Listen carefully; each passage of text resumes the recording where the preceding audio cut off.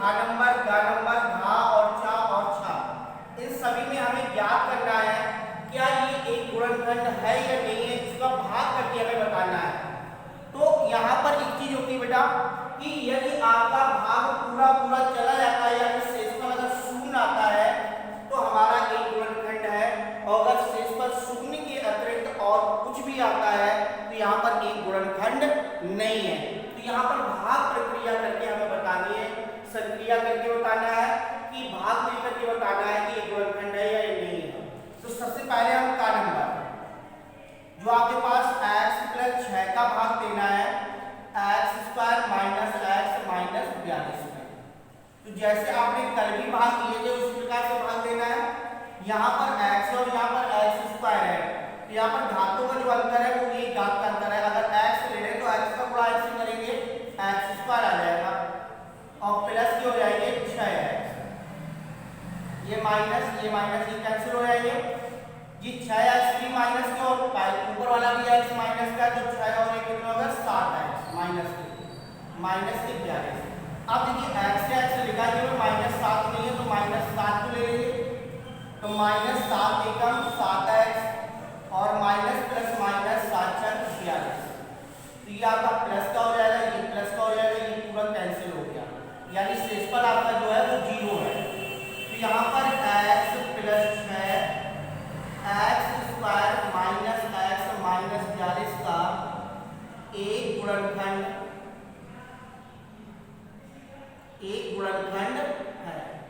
तो अगर हमारा पूरा पूरा भाग जाता है तो एक गुणनखंड है, अगर पूरा पूरा नहीं आता तो एक गुणनखंड नहीं है। इसी प्रकार से हम अन्य सवालों को लगाते हुए जाएंगे।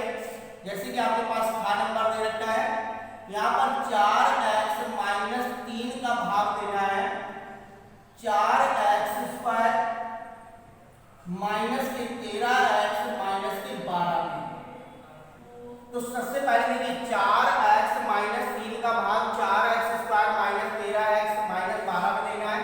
देखिए 4 से 4 तो 4 एकम 4 एक बार भाग जाएगा, यहाँ पर x स्क्वायर या x को केवल ओनली x ले लेंगे तो x का गुणा 4x करेंगे तो यहाँ पर 4x स्क्वायर आ जाएगा और माइनस प्लस माइनस 3x एकम 3x, ये माइनस का हो जाएगा, ये प्लस का हो जाएगा, ये कैंसिल हो जाएंगे।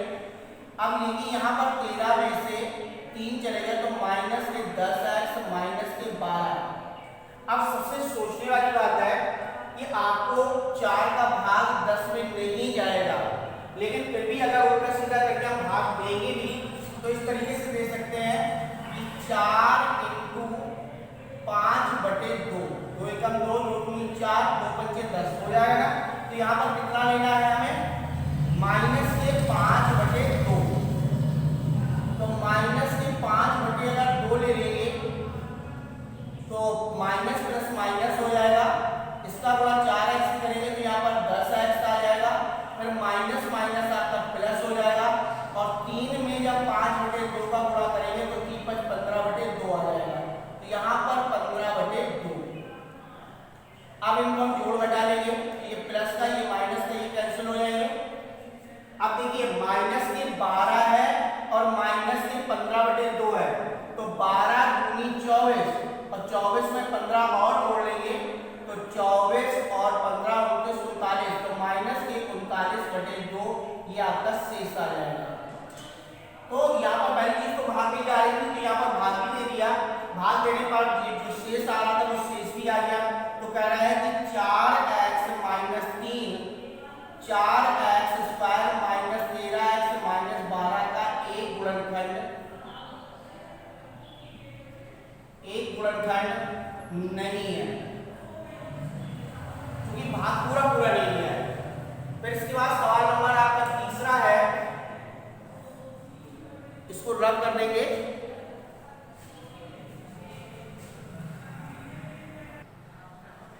इसके बाद अगला सवाल गा, यहाँ पर गा में 2x माइनस 5 का भाग देना है 4x³ power 4 minus 10x³ minus 10x square plus 30x और माइनस 15। तो यहाँ पर आपके पास 2x है और यहाँ पर 4x की पावर जो है वो 4 है, तो 2 दूनी 4 x क्यूब, 2x क्यूब का गुणा अगर 2x से करेंगे तो यहाँ पर आ जाएगा 2 दूनी 4 x की पावर 4। फिर इसके बाद 5 दूनी 10, ये x क्यूब हो जाएगा। देखिए ये माइनस का हो जाएगा, ये प्लस का हो जाएगा, ये भी कैंसिल, ये भी कैंसिल, आके ये दोनों कैंसिल हो गए। फिर इसके बाद है माइनस के 10x² प्लस 30x माइनस के 15, तो प्लस माइनस माइनस 2 पंचे 10, यहाँ पर x², यहाँ पर x है तो x ले लेंगे क्योंकि x इंटू x बराबर x² आ जाएगा, तो माइनस 2 पंचे 10x² माइनस माइनस प्लस हो जाएगा 25x, ये आपका प्लस का हो जाएगा, ये माइनस का हो जाएगा, ये भी कैंसिल हो जाएगा। अब 30 में से 25 चले जाएंगे तो यहाँ पर बचेगा 5x माइनस के 15। अब 2 का भाग अगर हम 5 में देंगे तो 5 में तो जाएगा नहीं, बटे के रूप में जाएगा, तो यहाँ पर हम कर सकते हैं प्लस के 5/2, 2 से 2 कट जाएगा, यहाँ पर आ जाएगा 5x। फिर इसके बाद हो जाएगा प्लस माइनस माइनस 25/2, ये माइनस ये प्लस ये कैंसिल हो गया, तो 15 दूनी 30, 30 आपके माइनस के और प्लस के 25, 30 में से 25 चलेगा, यहाँ पर बचा 5/2, ये आपका शेष आ गया।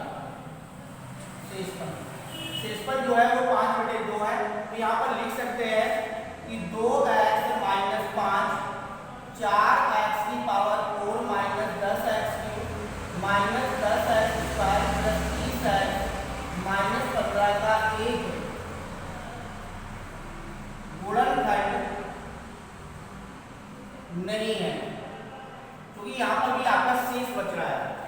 फिर इसके बाद आपके पास सवाल नंबर है घ नंबर, थोड़ा सा यहाँ पे भाग में जगह की आवश्यकता पड़ती है।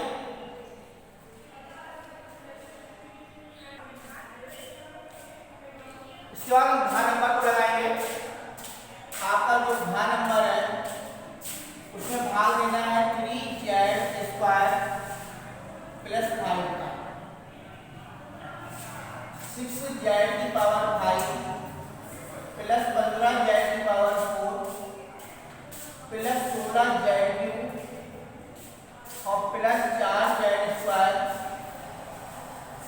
और प्लस 10z माइनस 35, इसमें भाग देना है। तो यहाँ पर आपके पास लिखा है 3 दूनी 6 और ये z² है, ये z की पावर 5 है, यानी 3 घातों का अंतर है, तो 3 घात ले लेंगे, तो यहाँ पर आ जाएगा 2z की पावर 3, यानी कि 2z³ का गुणा 3z² से करेंगे तो 3 दूनी 6 z की पावर 5 की गुणा में घातें जुड़ जाती हैं, और 5 दूनी 10 जिसके सामने आएगा 5 दूनी 10 और z³, तो घात के सामने घात ले लेंगे, अगर घात के सामने घात नहीं मिल रही है तो अलग से भी लिख सकते हैं, ये माइनस ये कैंसिल हो जाएगा। अब आ जाएगा 15z की पावर 4, 16 में से 10 चले जाएंगे तो यहाँ पर बचेगा 6z³ plus 4z² plus 10z minus के 35, 15 और यहाँ पर z² है, यहाँ पर z की पावर 4 है, यानी 2 घातों का अंतर है, तो यहाँ पर आ जाएगा 5z², तो 15 z की पावर 4 और 25 z²,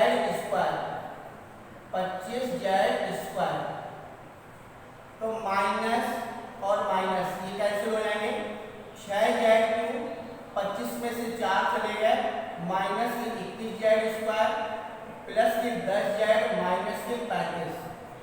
अब 3 दूनी 6, 2 आ जा रहा है, 2z का गुणा 3z² से करेंगे तो 3 दूनी 6z³ हो जाएगा, और 2 पंचे 10z, ये माइनस को हो जाएगा, ये माइनस का दोनों कैंसिल हो जाएंगे, माइनस के 21z² माइनस के 35 माइनस, अब देखिए z² यहाँ पर भी है, z² यहाँ पर भी है, तो z नहीं लेना है, 33 21 माइनस के 7 ले लेंगे, तो 7 का 21 z² और माइनस प्लस माइनस 7 बना 35, ये प्लस ये दोनों कैंसिल हो जाएंगे। तो यहाँ पर आपका भाग जो है वो पूरा पूरा चला गया। तो लिख देंगे 3z² प्लस 5 जो है वो 6z⁵ plus 15z⁴ plus 16z³ plus 4z² plus 10z minus 35 एक गुणनखंड है। तो इस प्रकार से हमें भाग देना है।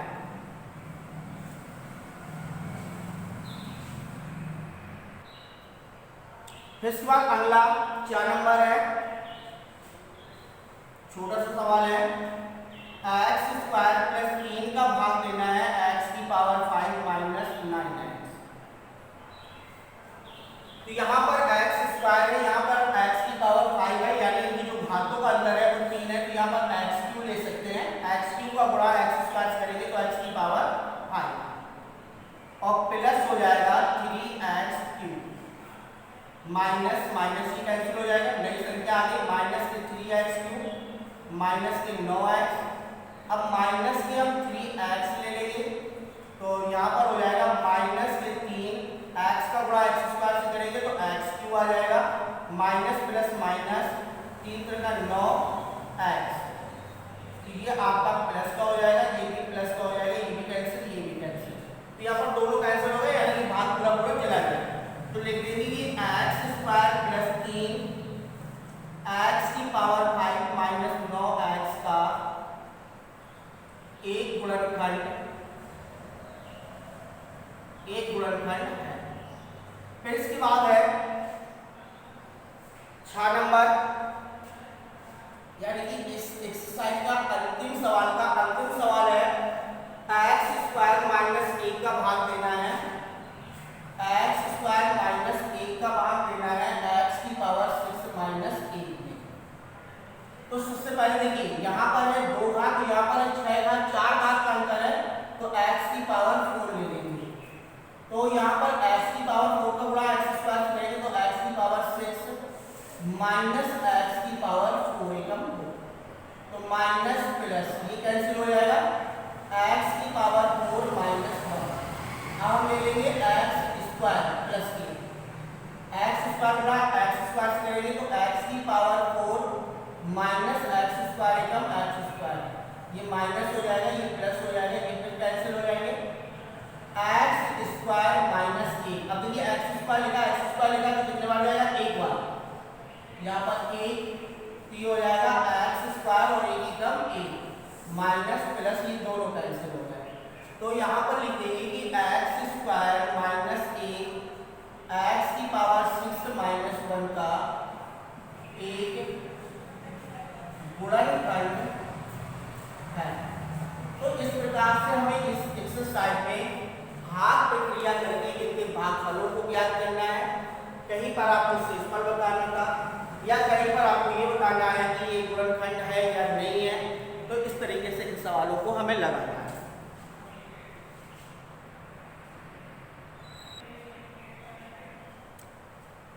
फिर इसके बाद आपके पास जो एक्सरसाइज अगली है वो आपकी स्टार्ट होगी एक्सरसाइज 5C या एक्सरसाइज 5D।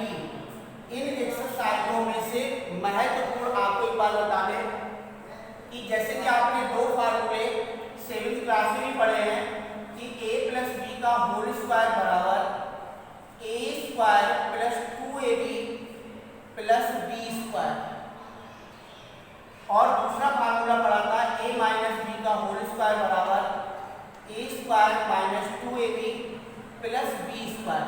इन 2 फार्मूलों के आधार पर आपको गुणनखंड करना है। तो ये 2 फार्मूले आपने 7th क्लास में भी पढ़े हैं और 8th क्लास में एक्सरसाइज आज हम शुरू करेंगे, ना C पढ़ाएंगे ना D पढ़ाएंगे। लेकिन इसके विषय में आपको बता दें कि ये जो फार्मूले हैं ये आपके पूर्ण वर्ग के फार्मूले हैं।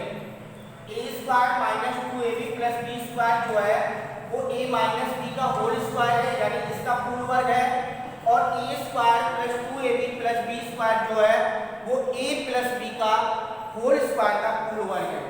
अब जैसे मान लो कि अगर कोई सवाल आपके पास दे रखा है कि x² प्लस 4x प्लस 4, क्या ये संख्या पूर्ण वर्ग है या नहीं है? तो इसे कैसे देखेंगे ये पूर्ण वर्ग है?